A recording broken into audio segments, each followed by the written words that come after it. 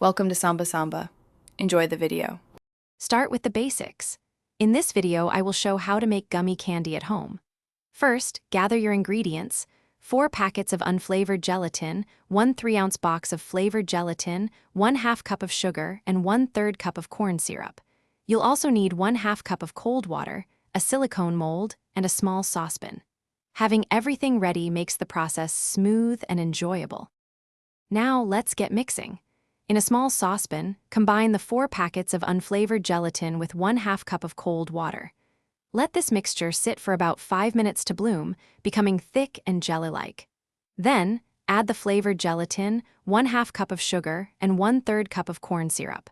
Gently heat this over low heat, stirring continuously until everything is fully dissolved. Once your mixture is smooth and clear, it's time to pour.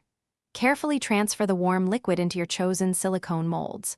Fill each cavity almost to the top, ensuring consistent sizes for your delicious treats.